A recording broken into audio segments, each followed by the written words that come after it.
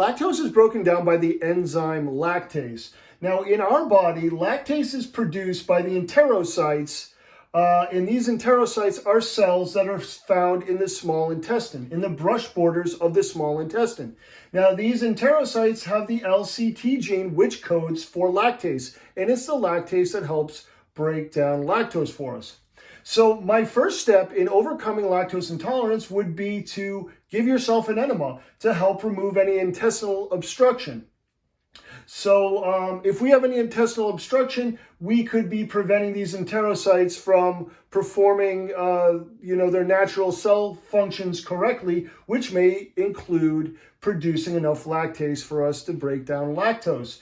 Also, you want to check to see if you might be constipated. Now, a normal bowel movement happens 1 to 2 times a day. So for us to consider ourselves normal in terms of bowel movements, we have 1 to 2 a day. Anything less could be considered slightly constipated.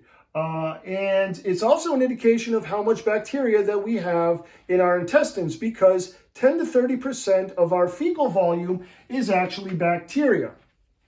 So the next thing you want to do after giving yourself an enema in determining whether or not you have any intestinal obstruction preventing the enterocytes from functioning correctly is to make sure you're getting enough healthy bacteria in your diet, because it's the bacteria that produce the lactase that helps us break down lactose. Yeast cells cannot break down lactose for us. So you want to make sure you're getting enough bacteria in your gut. And I just want to point out that only one thing can exist in a space at a time. So if we have too much yeast through our digestive system, it could be preventing the bacteria from colonizing our intestinal tract.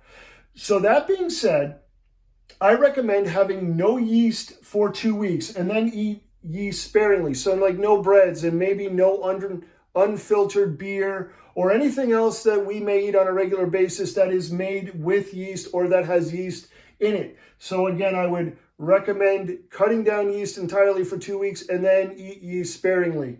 And after that 2-week period, I would start adding probiotics in probiotic foods. Now, I like Dr. Matthews for a probiotic.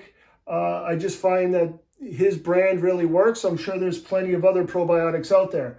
But I recommend starting a probiotic diet or regimen after about 2 weeks of not having any yeast, because if you do have kind of a yeast overgrowth in the digestive system, adding probiotics during that time could cause a yeast die-off, which could result in a lot of difficult symptoms. You might feel like you're coming down with the flu.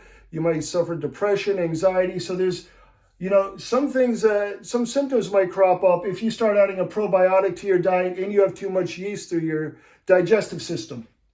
So again, no yeast for about 2 weeks, and then I would consider eating it sparingly. Going forward, add a probiotic after 2 weeks, and then add some probiotic foods. And then start that slowly.